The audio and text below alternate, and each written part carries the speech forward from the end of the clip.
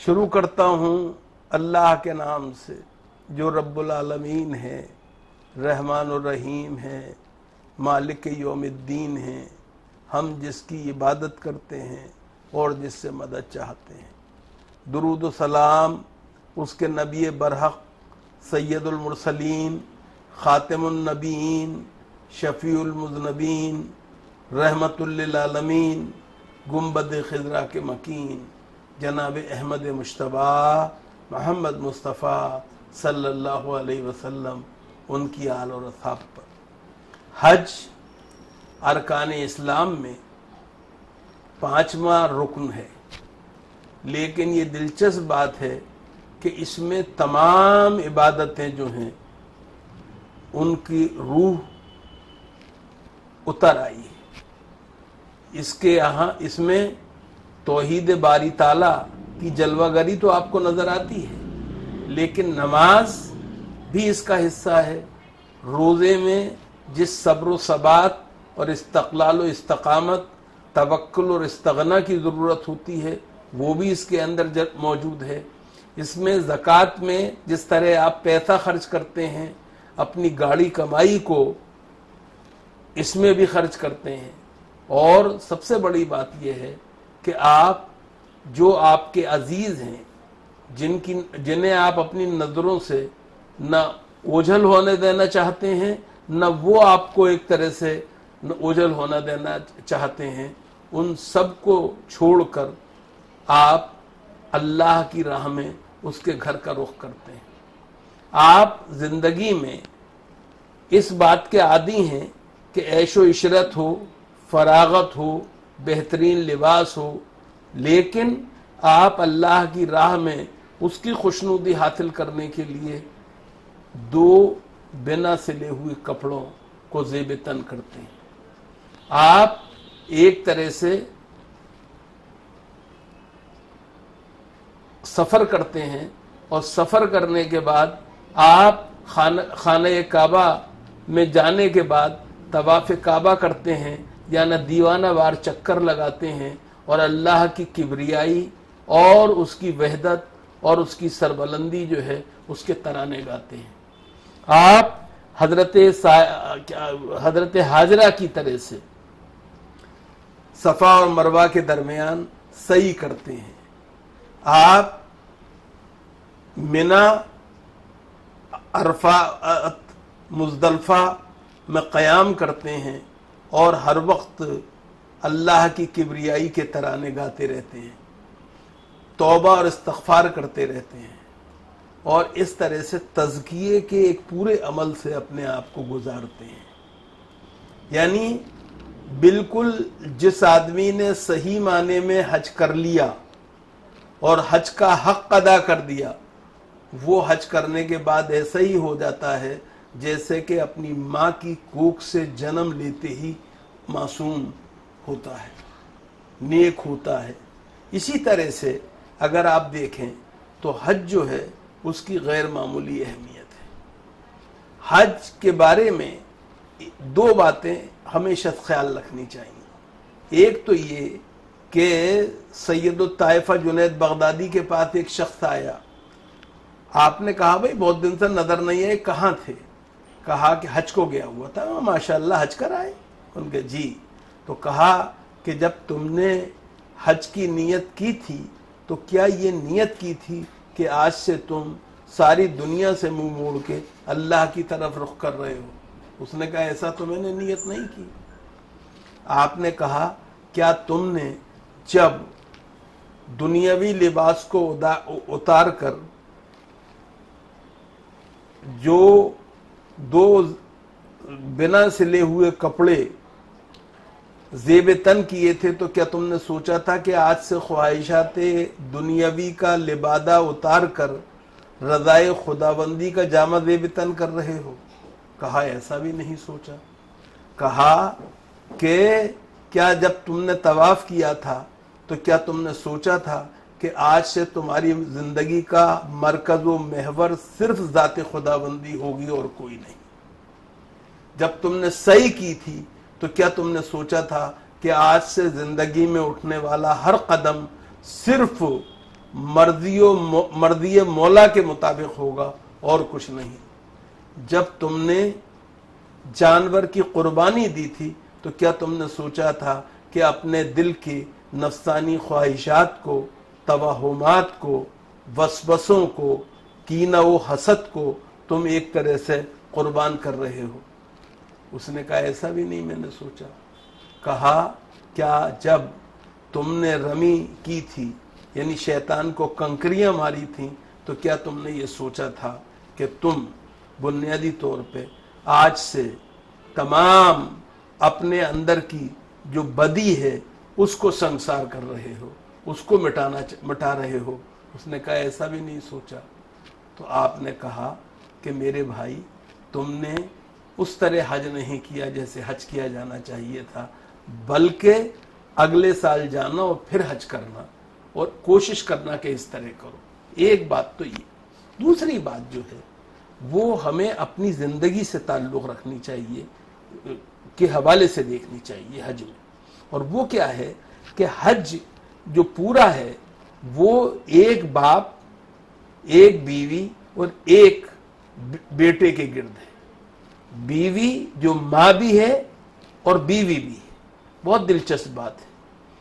اور آپ اگر دیکھیں تو تمام یہ چیزیں جو ہیں، جو اس میں حضرت ابراہیم کا ایثار بھی ہے، حضرت اسماعیل کی اطاعت بھی ہے، حضرت ہاجرہ جو ہیں ان کی رضائے الہی کے لیے جو ایک طرح سے شوق ہے اور اس سے وابستگی ہے، اس کا بھی مظہر ہے۔ ممتا کی تڑپ آپ کو نظر آئے گی اس وقت جب حضرت ہاجرہ جو ہیں وہ دوڑ رہی ہیں صفا سے مروہ کی طرف۔ آپ کو اللہ سے تعلق جو ہے اس وقت نظر آئے گا باپ اور بیٹے کا، جب وہ خانہ کعبہ کی تعمیر نو کر رہے ہیں، دعائیں مانگ رہے ہیں، اللہ ان کی دعاؤں کو قبول بھی کر رہا ہے۔ جی آپ کو نظر آئے گا حج کے اندر وہ اطاعت جو حضرت اسماعیل میں ہے، کہ جب باپ مستقل خواب دیکھتے ہیں کہ وہ بیٹے کو قربان کر رہے ہیں، وہ بیٹا جو بڑھاپے کی لاٹھی، وہ بیٹا جو کہ امیدوں کا مرکز ہے، جو مراد ہے بوڑھے باپ کی، جب باپ بیٹے کو بتاتا ہے تو بیٹا فوراً اس کے لیے تیار ہو جاتا ہے، بالکل اسی انداز سے جیسے غالب نے کہا ہے، جان دی ہوئی اسی کی تھی، حق تو یہ ہے کہ حق ادا نہ ہوا۔ جو کچھ اللہ مانگ رہا ہے، یہ ہم سے کیا مانگ رہا ہے، ہمارا کیا ہے اس میں، اسی کا دیا ہوا ہے، وہی ہم اسی کو لوٹا رہے ہیں۔ تو یہ جذبہ جو ہے یہ بھی اصل میں بات ہے۔ اقبال نے اسی بات کو بڑے پیارے انداز سے کہا تھا، وہ فیضان نظر تھا یا کہ مکتب کی کرامت تھی کہ سکھلائی اسماعیل کو کس نے آداب فرزندی۔ تو معلوم ہوا حج سے ہمیں پدرانہ جو شفقت ہے اور ایک بندے کی خدا سے محبت ہے اس کا بھی پتہ چلتا ہے، اور حضرت اسماعیل کی اطاعت کا بھی پتہ چلتا ہے۔ انہوں نے بالکل اپنے آپ کو اسی طرح پیش کیا جیسے کہ کہا گیا ہے، سرے تسلیم خم ہے جو مزاج یار میں آئے۔ تو اس بات کو بھی ہمیں دیکھنا چاہیے کہ ہماری زندگیاں جو ہیں وہ اللہ اور اپنے خاندان والوں کے لیے کس طرح کی ہونی چاہیے۔ یہ ایک بات ہے۔ حج کے معاملے میں ایک بات جو بہت اہم ہے، وہ لوگ اس پہ توجہ نہیں دیتے ہیں۔ حج رسم و رواج کا نام نہیں ہے۔ حج جو ہے وہ صرف نمائش کا نام نہیں ہے، حج صرف سفر کرنے کا نام نہیں ہے، بلکہ حج خدائے بزرگ و برتر کو اپنے آپ کو سپرد کر دینے کا نام ہے۔ ساتھ میں ہم حج کے ذریعے یہ سیکھتے ہیں کہ کس طرح سے ہمیں ایک عالمی برادری کا حصہ ہونا چاہیے اور دنیا میں لوگوں کے ساتھ کس طرح پیش آنا چاہیے۔ اپنا آرام تج کر دوسروں کے آرام کی فکر کرنے کا نام حج ہے۔ جی اپنے فکر نہ کر کے دوسروں کی فکر کرنے کا نام حج ہے۔ اور سب سے بڑی بات یہ ہے کہ ظلم، ناانصافی، بے رحمی سے اپنے آپ کو کاٹ لینے کا نام حج ہے۔ آج کی دنیا میں جو مسائل ہیں، جو مصائب ہیں، جو پریشانیاں ہیں، جو دکھ ہیں اور جو فتنہ و فساد ہے، وہ اس لیے ہے کہ ہم نے اسلامی عبادات جو ہیں اور خاص طور سے حج جو ہے اس کو اس طرح سے نہیں لیا جیسے اسے لینا چاہیے تھا۔ اس وقت کرونا وائرس ہے، کرونا وائرس کی وجہ سے ساری دنیا جس وبا کا شکار ہے، عالم انسانیت جس چیلنج کا سامنا کر رہی ہے، وہ غیر معمولی پریشانی کی سبب ہے۔ ایسے وقت میں حج کو منسوخ تو نہیں کیا گیا لیکن اس کو محدود کر دیا گیا۔ بہرحال اللہ رب العزت ایسا دن کبھی دوبارہ نہ دکھائے، حج میں ہم لوگ سب شامل ہوں، دنیا سے جائیں اور دنیا سے جا کے ہم اس بات کو یقینی بنائیں کہ ہم اسلام کو نفاق کا مذہب نہیں بننے دیں گے، انفاق کا مذہب بنائیں گے۔ ہم بنیادی طور پر اسلام کو ایک طرح سے اخوت کا، مساوات کا، حریت کا مذہب بنائیں گے، جو کہ اللہ رب العزت نے ہمیں دکھایا ہے حج کی صورت میں۔ آپ غور کیجئے، 5 دن کے اندر 7 موومنٹس ہیں حج کے اندر، لیکن اس کے اندر ہم سب ایک دوسرے سے کندھا ملا کے مکے سے منا، منا سے عرفات، عرفات سے مزدلفہ، مزدلفہ سے پھر منا، پھر منا سے مکے کی طرف لوٹ کے آتے ہیں۔ معلوم یہ ہوا کہ انسانی زندگی جو ہے اس سے اسے یہ سبق ملتا ہے کہ انسان کو ہر وقت حرکت میں رہنا چاہیے۔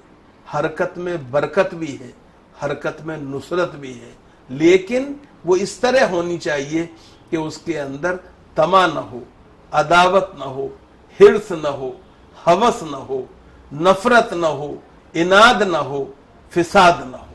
یہ خیال رکھنا چاہیے۔ تو ان تمام چیزوں کو دیکھنا چاہیے۔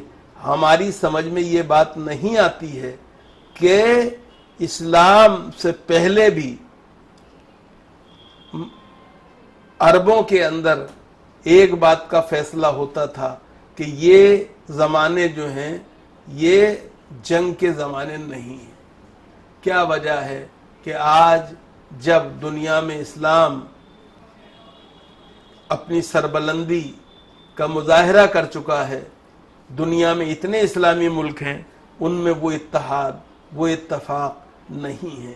کیا وجہ ہے کہ ہم ایک اللہ، ایک رسول، ایک کتاب اور ایک کعبے کو ماننے والے ایک نہیں ہو سکتے ہیں۔ ہمیں یہ خیال رکھنا چاہیے کہ دین کے اندر بڑی وسعت ہے، اس میں جو مسلک ہیں وہ بنیادی طور پہ کوئی نئی چیز نہیں ہے، وہ اللہ کے رسول سے ثابت ہے۔ اللہ کو اپنے محبوب نبی کی ہر ادا اتنی پسند تھی کہ اس نے ان کے ہر نمونے کو قیامت تک کے لیے اور ابدالآباد تک کے لیے کسی نہ کسی فرقے کے ذریعے، کسی نہ کسی مسلک کے ذریعے محفوظ کر دیا ہے، امر کر دیا ہے، دوام بخش دیا ہے۔ ہمیں بھی اس پر عمل کرنا چاہیے، ہمیں پریشان نہیں ہونا چاہیے۔ یاد رکھیے کہ ایک بات کو مت بھولیے کہ ہم جس مسلک کے ماننے والے ہوں، ہم جس مذہبی فکر سے تعلق رکھتے ہوں، ہم جس فقہی مکتب کے ماننے والے ہوں، ایک بات فراموش نہ کریں کہ ان سب کے بانی، ان سب کے پیشوا جو تھے وہ ہماری عقیدتوں کے مرکز تھے۔ ہمارے عقیدے کا محور صرف اللہ ہے، اس کا رسول ہے، اس کی کتاب ہے، اور انہوں نے جنہیں بتایا ہے وہ ہے۔ یہ بات ہمیں اس لیے جاننی چاہیے کہ اگر ہم ایسا کریں گے تو انشاءاللہ دنیا کے اندر بہتری آئے گی. ہمیں ایک دفعہ پھر اتفاق کے ساتھ، اتحاد کے ساتھ اپنی خواہشات نفسانی کو ترک کرتے ہوئے حج کے مثیل اب اس دنیا میں اپنے لیے خود جگہ بنانی چاہیے اور دوسروں کو زندہ رہنے کا اور اپنے عقیدے کو ماننے کا حق دینا چاہیے. یہ سب سے بڑی ضرورت ہے اور یہی سب سے بڑا ہمارا کمال ہوگا اور دنیا میں اسلام کی سربلندی کا یہی پیش خیمہ ہوگا.